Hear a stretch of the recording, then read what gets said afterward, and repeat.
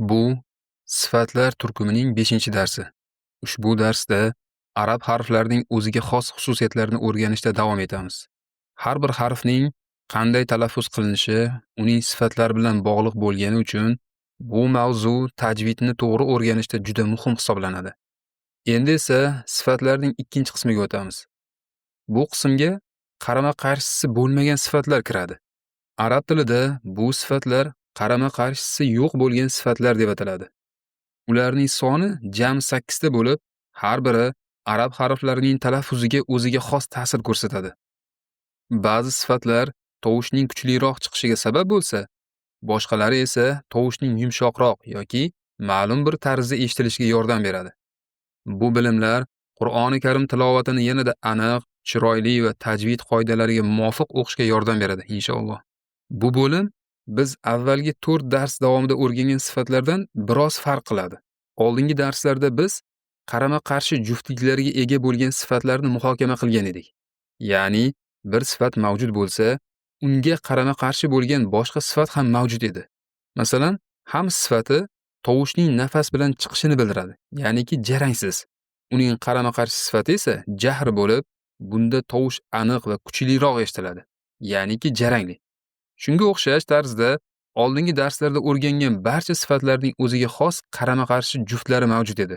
Endi esa qarama-qarshisi bo'lmagan sifatlarni o'rganishni boshlaymiz.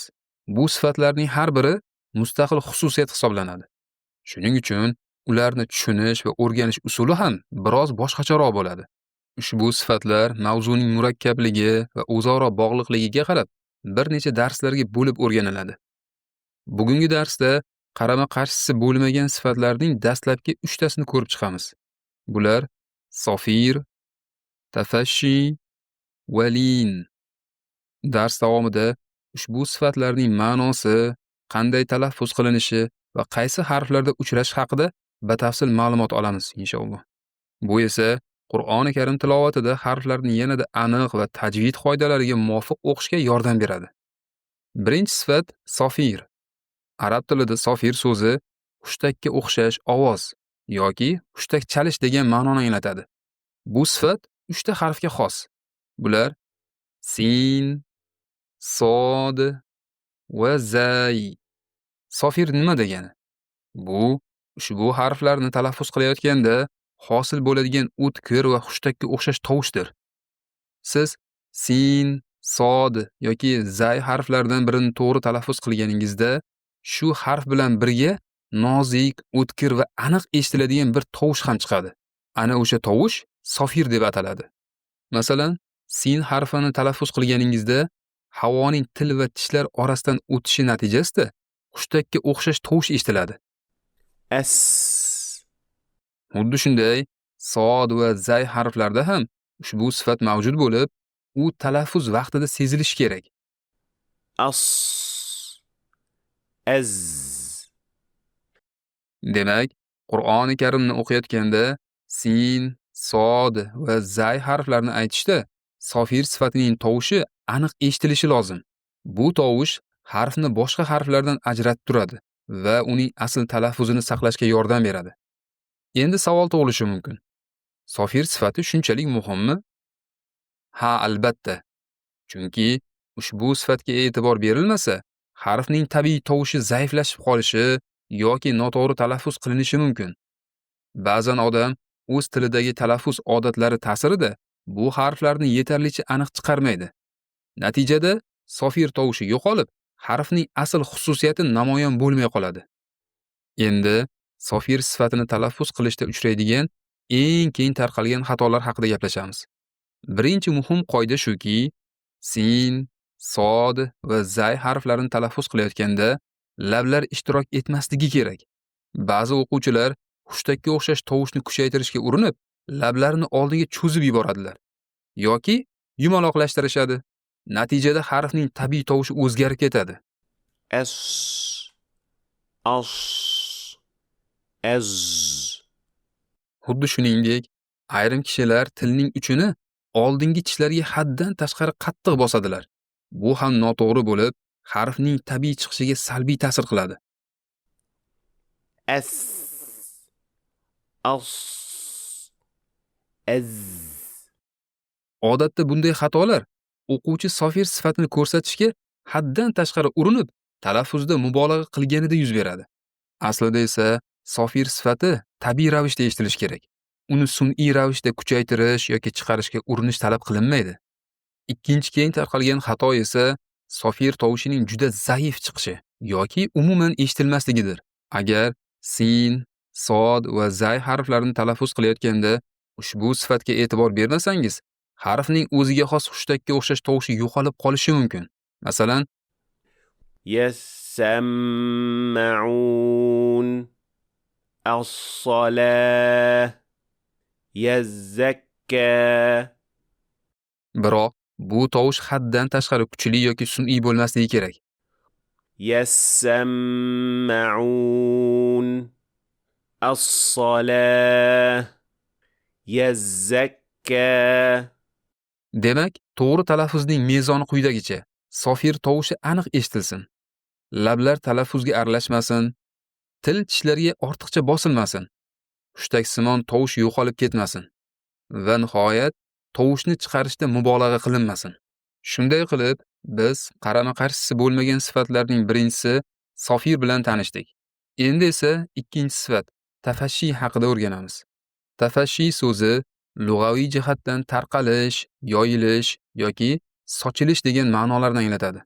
Tajvid istilohida esa bu sifat tovushning og'iz ichida qanday tarqalib chiqishini ifodalaydi. Tafashshi sifati faqat bitta harfga xos bo'lib, u ham bo'lsa shin harfidir. Shin harfini talaffuz qilganingizda tovush og'iz ichidan tor va o'tkir holda chiqmaydi. Aksincha, havo va tovush til yuzasi bo'ylab yoyilib, kengroq tarqalgan holda chiqadi. Ana shu yoyilish va tarqalish holati tafashshi deb ataladi.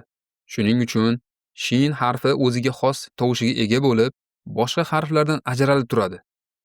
Bu tovushni eshitganingizda uning og'iz ichida yoyilib chiqayotganini sezishingiz mumkin. Ash. Ash. Muhim jihat shundaki, tafashshi sifati odatda tabiiy ravishda yuz beradi. Ya'ni shin harfi o'z mahrajidan to'g'ri chiqarilsa, tovushning yoyilishi ham o'z-o'zidan hosil bo'ladi. O'quvchi bu sifatni alohida sun'iy ravishda yaratishga urinishi shart emas. Biroq ayrim noto'g'ri talaffuz odatlari ushbu sifatning to'g'ri eshitilishiga xalal berishi mumkin. Endi tafashshi sifatini talaffuz qilishda uchraydigan ayrim xatolar haqida gaplashamiz. Birinchi xato shin harfini siqib yoki bo'g'ib talaffuz qilish. Masalan, quyidagi so'zlarda: غواش فراشا.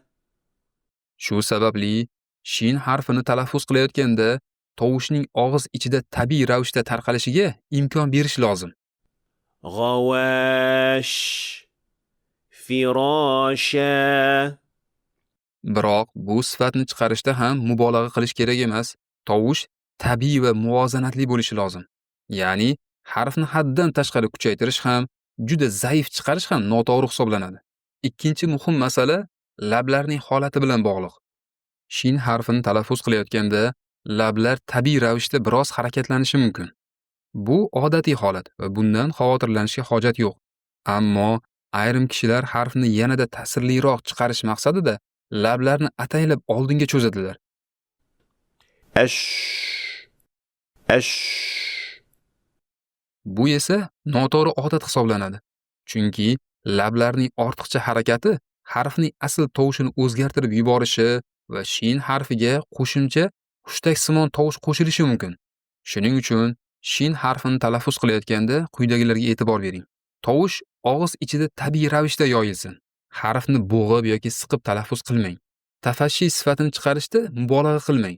Lablarni ataylab oldinga cho'zmang va ortiqcha harakatlantirmang.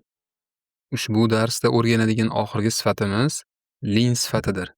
Lin so'zi lug'aviy jihatdan osonlik, yumshoqlik yoki muloyimlik degan ma'nolarni anglatadi. Tajvid istilohida esa bu sifat ayrim harflarning yumshoq va yengil talaffuz qilinishini bildiradi. Lin sifati arab tilida faqat ikkita harfda uchraydi.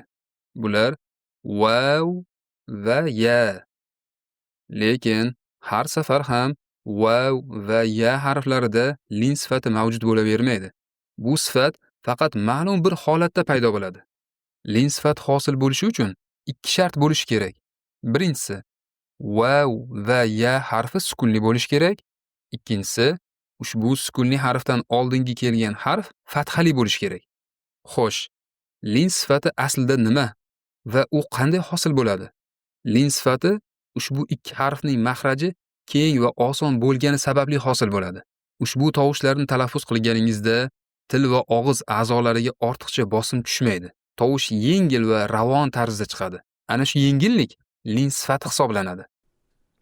أو أي Shuning uchun lin mavjud bo'lgan harflarni talaffuz qilayotganda qattiqlik, zo'riqish yoki bosim bo'lmasligi kerak.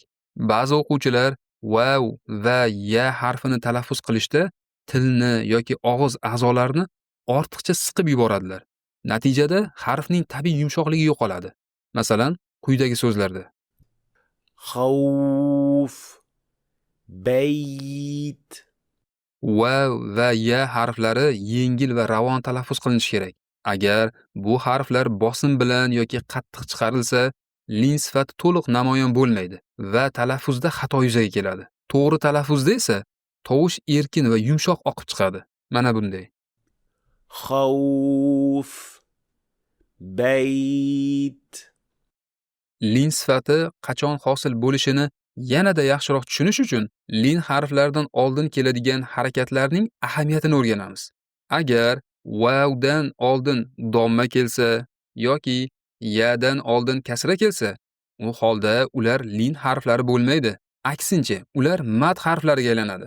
Masalan, أو إي أوتو إيمان bu misollarda vav va ya cho'zilish vazifasini bajarmoqda. Shuning uchun ular u va i kabi cho'zib o'qiladi. Bu esa lin emas, balki mad hisoblanadi.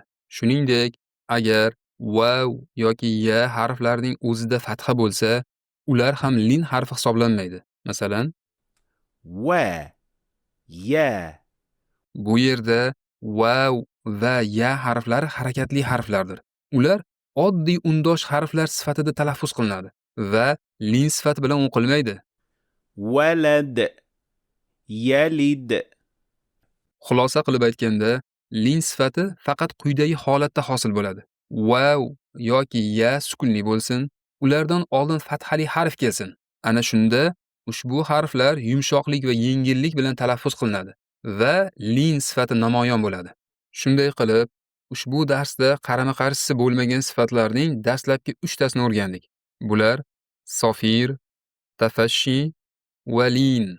Biz ushbu sifatlarni ma'nolarini, qaysi harflarda uchrashini va ularni to'g'ri talaffuz qilish usullarini ko'rib chiqdik. Shuningdek, ushbu sifatlarni talaffuz qilishda uchrashi mumkin bo'lgan ayrim xatolar va ulardan qanday saqlanish kerakligini ham o'rgandik. Eslatib o'tamiz. Qarama-qarshisi bo'lmagan sifatlar jami 8 ta. Ushbu darsda biz ulardan 3 tasini o'rgandik. Qolgan sifatlarni esa keyingi darslarda batafsil o'rganamiz, inshaalloh. Darsni tomosha qilganingiz uchun katta rahmat. Keyingi darsda yana ko'rishguncha